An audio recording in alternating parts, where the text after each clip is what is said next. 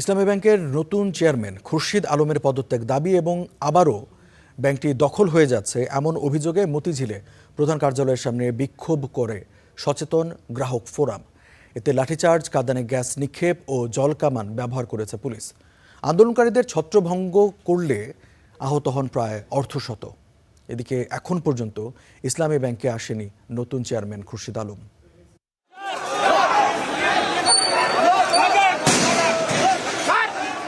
ধাওয়া পাল্টা ধাওয়া, সাউন্ড গ্রেনেড আর জলকামানে রণক্ষেত্র মতিঝিলে ইসলামী ব্যাংকের প্রধান কার্যালয় ও আশপাশের এলাকা।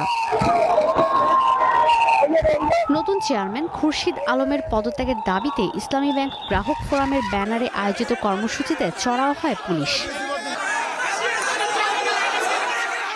সোমবার সকাল 9:30টায় প্রধান কার্যালয়ের সামনে মানববন্ধন শুরু হয়। তবে 10টার আগেই জলকামান থেকে পানি ছিটিয়ে এবং টিয়ার শেল ও সাউন্ড গ্রেনেড নিক্ষেপ করে সবাইকে সরিয়ে দেয় পুলিশ।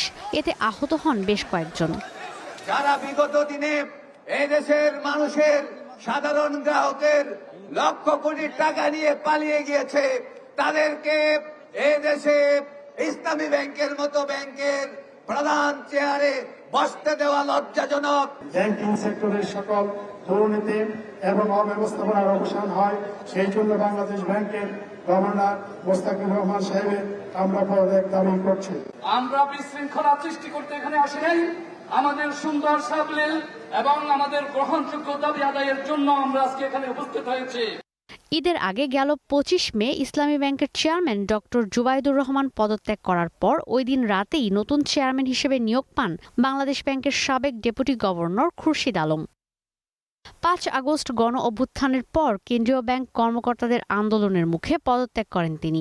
এছাড়া রংপুর অফিসে কর্মরত থাকা অবস্থায় তার বিরুদ্ধে দুর্নীতির অভিযোগে গণমাধ্যমে খবরও ছাপা হয়। যদিও ইসলামী ব্যাংকের চেয়ারম্যান নিয়োগ নিয়ে বাংলাদেশ ব্যাংকের সিদ্ধান্ত সঠিক বলে জানিয়েছেন মুখপাত্র আরিফ হোসেন খান।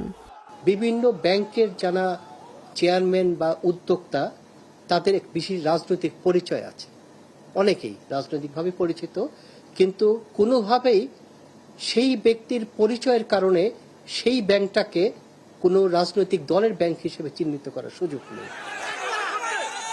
ইসলামী ব্যাংক আবারও দখল হতে যাচ্ছে অভিযোগ করে আন্দোলনকারীরা জানান, যতক্ষণ পর্যন্ত এই পরিস্থিতির পরিবর্তন না হবে তারা কর্মসূচি চালিয়ে যাবেন। ঈশিতা ব্রহ্ম, স্টার নিউজ, ঢাকা।